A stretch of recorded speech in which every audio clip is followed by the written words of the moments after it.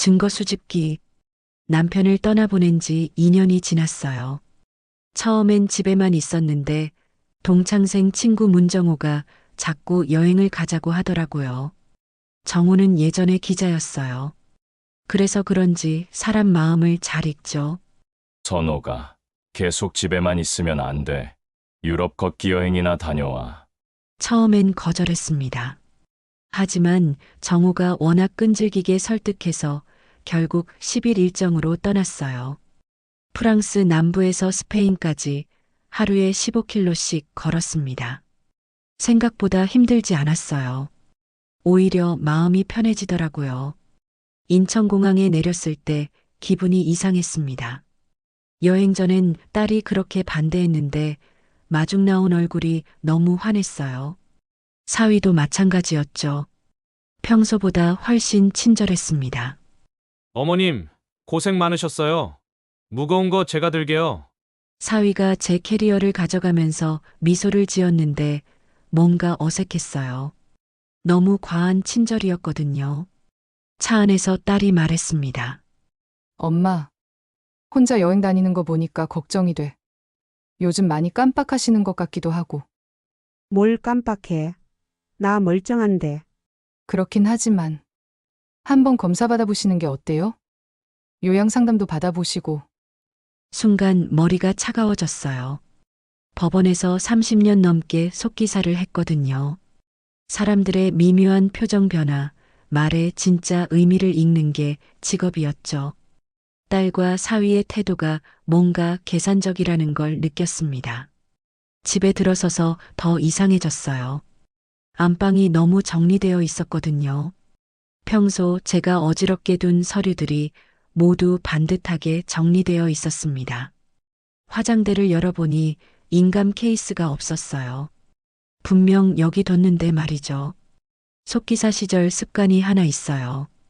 중요한 서류를 보면 서명의 필압과 획흐름을 무의식적으로 살펴보는 거죠. 위조나 대피를 많이 봐서 그런가 봐요. 또 하나, 남편 병간호할 때부터 휴대폰에 자동 녹음 앱을 켜두는 습관도 생겼습니다. 의사와의 대화를 기록하려고 시작했는데 지금도 그대로 두고 있어요. 밤에 딸이랑 사위가 거실에 앉더니 말했습니다. 어머님, 내일 치매 선별검사 예약해뒀어요. 같이 가요. 치매 검사를 왜 해? 나 아무렇지 않은데. 예방 차원에서요. 요즘 미리미리 체크하는 게 좋다고 해요. 거절할 수도 있었지만 일단 수락했습니다. 뭔가 큰 그림이 있다는 걸 직감했거든요. 딸과 사위가 침실로 들어간 후 저는 작은 메모카드를 꺼냈어요. 거기에 오늘 날짜와 시간, 상황을 적어서 안방 액자 뒤에 꽂아뒀습니다. 속기사 시절부터 증거를 남기는 게 습관이었거든요. 그리고 제가 왼손잡이라서 서명할 때 특징이 있어요. 마지막 획이 돌아 들어오는 독특한 꼬리가 생기죠. 남편도 그걸 보고 제 서명인지 바로 알아봤습니다. 그날 밤 잠이 안 왔어요. 뭔가 큰 일이 벌어지고 있다는 느낌이 들었거든요. 다음 날 아침 딸과 사위가 일찍 일어나서 아침을 준비했습니다. 평소에 안 하던 일이죠. 어머님, 오늘 검사 받으시고 나면 마음이 편하실 거예요. 사위의 말투가 묘하게 확신에 차 있었어요. 마치 결과를 이미 아는 것 같았거든요. 병원에 도착했습니다. 직원이 저를 검사실로 안내하면서 말했어요. 오늘 간단한 인지 검사를 해볼 거예요. 긴장하지 마세요. 검사가 시작되자 이상한 일이 벌어졌습니다. 질문이 너무 유도적이었어요. 지금 날짜를 모르시겠죠? 아니요, 오늘은 9월 15일이에요. 그럼 어제 뭘 하셨는지 기억 안 나시죠? 검사하는 분이 계속 제가 모른다는 전제로 질문하더라고요. 딸이 검사실 밖에서 눈짓을 하는 것도 보였습니다. 저는 일부러 몇 개 문제를 틀린 척 했어요. 어떤 게임인지 알고 싶었거든요. 그런데 갑자기 검사관이 돌발 질문을 던졌습니다. 며칠 전 여행에서 몇 번 비행기를 타셨죠? 82NK 901편이었고 자석은 32호였어요. 돌아올 때는 AF 271편, 자석은 18시였습니다. 검사관의 얼굴이 당황한 표정으로 바뀌었어요. 딸도 마찬가지였죠. 검사가 끝나고 나오니까 딸이 서류 묶음을 내밀었습니다. 엄마, 이것들 좀 서명해 주세요. 등급이 나와야 제대로 돌볼 수 있어요. 서류를 받아보니 서명 칸이 여러 개 있었는데 뭔가 이상했어요. 획배열이 제가 평소 쓰는 양식과 달랐습니다. 속기사 시절 훈련된 눈으로 보니 제 서명 스타일이 아니었어요. 집에서 천천히 보고할게. 지금 하시면 안 돼요? 급한 거라서. 아니야. 중요한 건 신중하게 해야지. 딸의 얼굴이 굳어졌습니다. 사위도 마찬가지였어요. 병원을 나오면서 복도 CCTV 위치를 유심히 봤습니다. 습관이죠. 속기사 시절 법정에서 녹음기 위치 확인하던 버릇이 남아 있어요. 차 안에서 바로 친구에게 전화했습니다. 정호야, 나 좀 이상한 일이 생겼어. 만날 수 있어? 무슨 일이야? 목소리가 심각하네. 전화로는 안 돼. 직접 만나서 얘기할게. 집에 돌아와서 서류를 다시 자세히 봤어요. 성년후견 관련 동의서였습니다. 그런데 이미 제 서명이 되어 있는 부분도 있었어요. 제가 언제 서명했나요? 게다가 그 서명에는 제 특징인 꼬리획이 없었습니다. 그날 저녁 액자 뒤에 두 번째 메모를 추가했어요. 병원에서의 이상한 검사, 미리 준비된 서류, 사라진 인감 케이스. 모든 게 연결되고 있었습니다. 다음 날 친구 정우를 만났습니다. 동네 카페에서 조용히 얘기했어요. 정호야, 큰일 났어. 서류를 보여주면서 지난 이틀간 있었던 일을 자세히 설명했습니다. 정우는 기자 출신답게 핵심을 바로 짚더라고요. 이거 성년후견 예비 서류 같은데. 지연이가 뭔가 계획한 거 아냐? 나도 그렇게 생각해. 인감도 없어졌고 안방도 누가 뒤진 것 같아. 정우가 심각한 표정으로 말했습니다. 선호가 이거 돈 문제일 거야. 집을 담보로 대출받거나 재개발 분양권 같은 게 걸려 있을 수도 있어.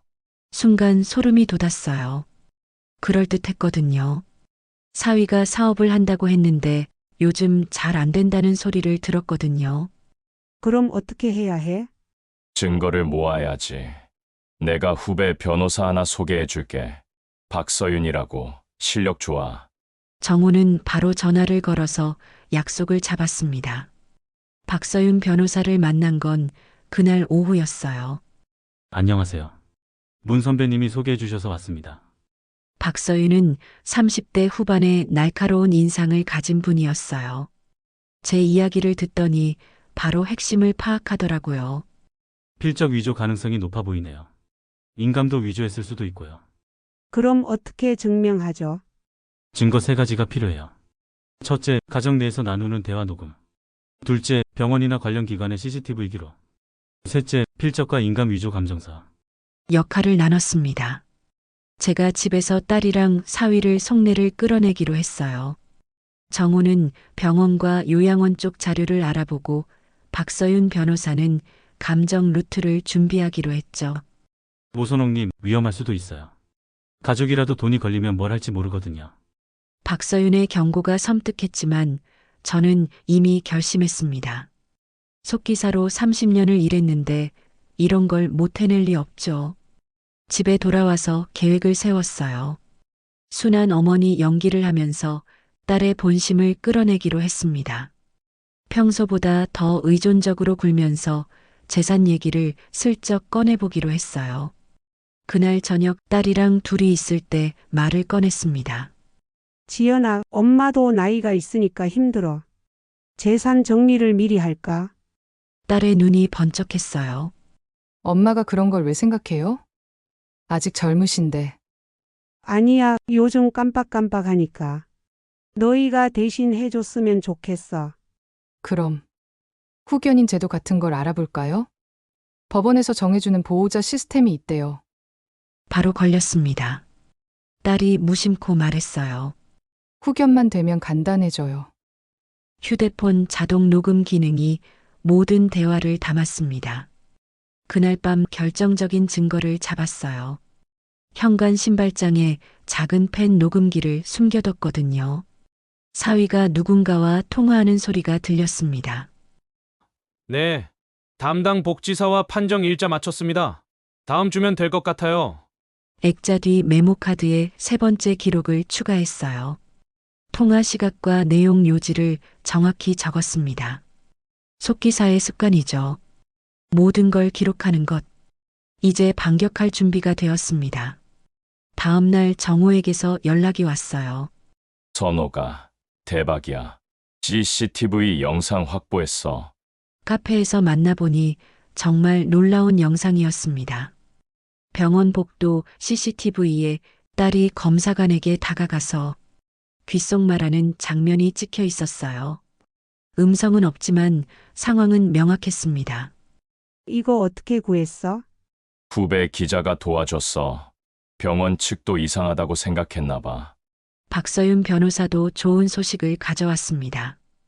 동의서 사본을 감정 전문가에게 보여줬는데 위조 가능성이 높다고 하네요. 특히 왼손잡이 특유의 꼬리획이 완전히 사라졌어요. 그럼 이제 어떻게 하죠? 공증인 앞에서 유언장 상담을 해보는 건 어때요? 미끼를 던져서 따님이랑 사위분의 진짜 속내를 끌어내는 거예요. 계획을 세웠습니다. 제가 후견인이 생기기 전에 손주 교육비 명목으로 일부 재산을 미리 증여하겠다고 하는 거예요. 그럼 딸이랑 사위가 탐욕을 드러낼 거라고 봤습니다. 위험하지 않을까요? 괜찮아요. 공증사무소는 공개된 장소고 녹음도 합법이에요. 집에 와서 딸에게 말했습니다. 지연아, 내일 공증사무소 가자. 유언장 미리 정리할게. 딸이 깜짝 놀라더라고요. 갑자기 왜요? 요즘 기억이 가물가물해서 미리 해두는 게 나을 것 같아. 그럼 저희도 같이 가요. 도와드릴게요. 속으로 씩 웃었어요. 예상대로 움직이더라고요. 그날 밤 마지막 준비를 했습니다. 액자 뒤 메모카드를 정리하고 녹음기 배터리를 확인했어요. 내일은 모든 게 결정되는 날입니다. 잠들기 전에 남편 사진을 봤어요. 여보, 내일 지켜봐줘.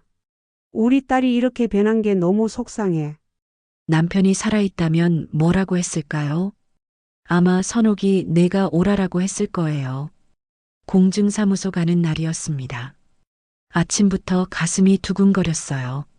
30년 속기사 생활 중에도 이렇게 떨린 적은 없었거든요. 딸이랑 사위는 일찍 와서 기다리고 있었습니다. 둘 다 평소보다 차려입었어요. 큰일이라고 생각하는 모양이었죠. 어머님, 오늘 어떻게 할 건지 미리 말씀해 주세요. 사위가 조급해하며 물었습니다. 그냥 손주들 교육비 정도 미리 정해두려고. 나중에 호견인 생기면 복잡해질까봐. 딸의 눈이 반짝했어요. 얼마 정도 생각하세요? 집값의 절반 정도. 사위가 흥분하며 말했습니다. 그 정도면 충분해요. 아이들 교육에 정말 도움이 될 거예요. 공증사무소에 도착했습니다. 박서윤 변호사와 정호는 이미 와 있었어요. 물론 딸이랑 사위는 왜 있는지 몰랐죠. 공증인 앞에 앉아서 이야기를 시작했습니다. 저는 일부러 날짜와 재산 항목을 틀리게 말했어요. 저는 언제 태어났더라? 1955년인가 1956년인가. 어머니, 1957년생이세요. 딸이 답답해하며 끼어들었습니다. 아, 맞다. 그리고 우리 집이 강남에 있나? 아, 강동구였나? 이때 딸이 참지 못하고 터뜨렸습니다. 엄마, 지난번 병원에서 치매 등급 얘기했잖아요. 그러니까 빨리 정리하시라고 했던 거예요. 바로 그 순간이었습니다. 박서윤 변호사가 일어서며 말했습니다. 잠깐요. 녹취 진행 중이라는 걸 알려드립니다. 딸이랑 사위의 얼굴이 새하얗게 변했어요. 정우가 봉투에서 자료들을 꺼냈습니다. CCTV 캡처 사진, 통화 녹음 파일, 필적 감정 예비서 모두 테이블 위에 올려놓았어요. 이게 뭐예요? 사위가 당황하며 물었습니다. 저는 가방에서 인감 케이스를 꺼내 보였어요. 내 진짜 인감은 여기 있어. 너희가 쓴 건 가짜야. 딸이 울면서 말했습니다. 엄마, 오해예요. 우리는 오해가 아니야. 내가 다 들었어. 후견만 되면 간단하다고 했잖아. 사위는 강변했습니다. 그건 절차상 문제일 뿐이에요. 어머님을 위해서 나를 위해서 요양원에 보내려고 했으면서 공증인이 상황을 정리했습니다. 일단 오늘 유언장 작성은 중단하겠습니다. 법적 문제가 있는 것 같으니 당사자들끼리 해결하세요. 며칠 후 법원에 갔습니다. 성년후견 신청 기각 결정이 나왔어요. 동시에 사기와 사문서 위조 혐의로 수사가 시작됐습니다. 딸은 집행유예 가능성을 타진해봤지만 사위는 별건 대출 사기까지 들통나서 구속됐어요. 집에 혼자 앉아있으니 허무했습니다. 이긴 건지 진 건지 모르겠더라고요. 결국 가족이 무너진 거잖아요. 하지만 후회하지는 않았어요. 속기사로 평생 진실을 기록해왔는데 제 인생에서만 거짓을 받아들일 순 없었거든요. 몇 달이 지났습니다. 딸은 사회봉사 명령을 받고 매주 요양원에서 일하고 있어요. 처음엔 원망스러운 편지를 보내더니 요즘엔 반성하는 내용을 써보냅니다. 엄마, 정말 죄송해요. 돈 때문에 정신을 잃었어요. 읽으면서 마음이 복잡했어요. 미워할 수도 용서할 수도 없는 그런 기분이었죠. 사위는 아직 교도소에 있어요. 2년형을 받았거든요. 딸은 아이들과 둘이 살고 있는데 가끔 안부 전화를 해요. 엄마, 아이들이 할머니 보고 싶어 해요. 언제든 와. 손주들은 죄가 없잖아. 정우는 지역신문에 치매 판정 절차 투명성 개선에 관한 기고문을 썼어요. 제 사건을 계기로 관련 제도를 바꿔야 한다는 내용이었죠. 선호가, 내 일이 헛되지 않았어. 이런 일 당하는 어르신들이 또 있을 거야. 박서윤 변호사는 표준 동의서 체크리스트를 만들었습니다. 어르신들이 서류에 서명하기 전에 꼭 확인해야 할 항목들을 정리한 거예요. 모선홍님 덕분에 좋은 일 했어요. 앞으로 이런 피해가 줄어들 거예요. 저는 새로운 일을 시작했습니다. 실버건익 기록 네트워크라는 모임을 만든 거예요. 요양이나 후견인 관련해서 억울한 일 당하는 어르신들을 도와드리는 일이죠. 속기사 시절 기록 능력이 여기서 빛을 발했어요. 상담 내용을 정확히 기록하고 증거를 체계적으로 정리하는 일. 제가 가장 잘할 수 있는 일이었거든요. 첫 번째 상담자는 할머니였어요. 아들이 보험금을 노리고 요양원 입소를 강요한다는 내용이었죠. 할머니 걱정 마세요. 제가 도와드릴게요. 할머니가 울면서 고맙다고 하시는데 제 마음도 뭉클했습니다. 매주 모임을 가지면서 비슷한 사연들을 많이 들었어요. 자식들이 재산을 노리고 부모를 속이는 경우가 생각보다 많더라고요. 정우가 말했습니다. 선호가, 내가 시작한 일이 정말 의미 있어. 혼자 당했으면 끝났을 텐데 이렇게 많은 분들을 도우니까. 나 하나 당한 걸로 끝내기 싫었어. 다른 분들도 도와드리고 싶고. 요즘 딸이랑은 조금씩 관계를 회복하고 있어요. 완전히 용서한 건 아니지만 그래도 가족이잖아요. 다만 재정 관리는 신탁으로 완전히 분리해뒀습니다. 다시는 이런 일이 생기지 않도록 말이에요. 어제 딸이 손자를 데리고 왔어요. 할머니, 보고 싶었어요. 손자를 안으며 생각했습니다. 이 아이가 커서는 이런 일이 없었으면 좋겠다고, 돈보다 사람이 중요하다는 걸 배웠으면 좋겠다고. 6개월이 지나니 실버건익 기록 네트워크 회원이 50명이 넘었어요. 매주 화요일마다 모이는데 이야기를 들을 때마다 마음이 무거워져요. 아들이 진명이를 바꾸래요. 나중에 상속세 때문이라고 하는데 믿어도 될까요? 요양원비 대신 용돈을 주겠다고 하는데 계약서는 안 써주겠다고 해요. 다들 제 이야기와 비슷한 고민을 안고 오시더라고요. 가장 기억에 남는 건 김순자 할머니 사건이었어요. 76세인데 며느리가 치매 진단서를 위조해서 보험금을 타려고 했던 거예요. 선옥 씨, 병원에서 검사 받으라고 하는데 뭔가 이상해요. 할머니 이야기를 들어보니 제 경우와 똑같았습니다. 갑자기 친절해진 가족들, 미리 준비된 서류들, 유도 질문들까지. 할머니 제가 도와드릴게요. 일단 녹음기부터 준비하세요. 제 경험을 바탕으로 단계별 대응 매뉴얼을 만들었어요. 첫째, 모든 대화 녹음하기. 둘째, 서류 원본 따로 보관하기. 셋째, 믿을 만한 제3자 참여시키기. 2주 후 김순자 할머니가 웃으며 전화했습니다. 선옥 씨 덕분에 해결됐어요. 며느리가 사과하고 보험금 포기했어요. 이런 일들이 하나둘 늘어가면서 저도 자신감이 생겼어요. 혼자만 당한 게 아니라는 것도 위로가 되고요. 정우가 말했습니다. 선호가 이제 전문가네. 강의 요청도 들어오던데. 구청에서 어르신 대상 교육 강의를 해달라고 했어요. 처음엔 떨렸지만 해보니까 괜찮더라고요. 여러분, 가족이라고 무조건 믿으면 안 됩니다. 돈 앞에 선 사람이 변해요. 강의할 때마다 제 이야기를 솔직하게 했어요. 딸과 사위에게 속을 뻔한 이야기, 증거를 모아서 반격한 과정까지. 부끄러운 일이지만 여러분께 도움이 될까 봐 말씀드려요. 어르신들이 고개를 끄덕이며 들어주시더라고요.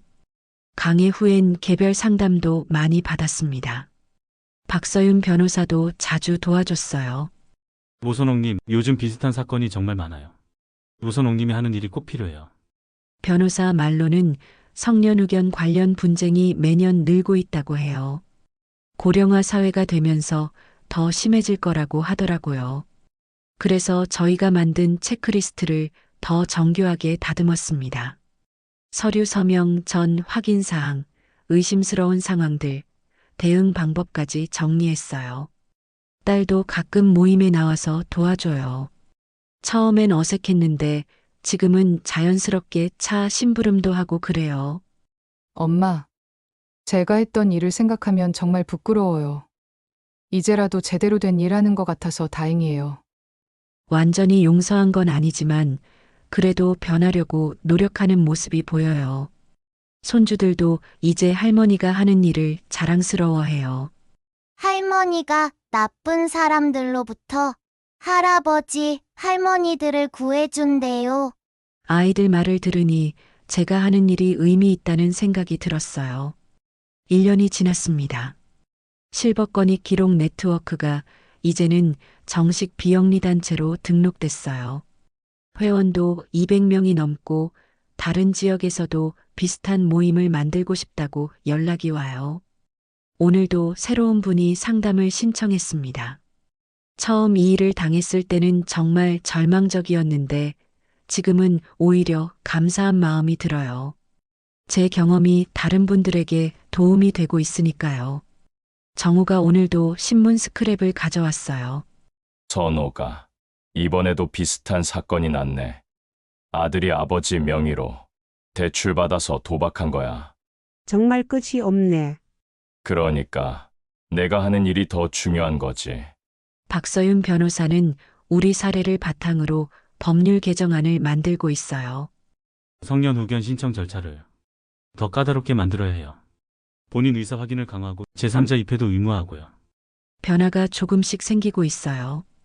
구청에서는 어르신 대상 사기 예방 교육을 정기적으로 하고 있고 병원에서도 치매 검사 절차를 투명하게 바꿨어요. 딸이 어제 손자들과 함께 왔어요. 아이들이 컸더라고요. 딸이 옆에서 미안한 표정으로 보더라고요. 엄마, 정말 죄송해요. 이제 그만해.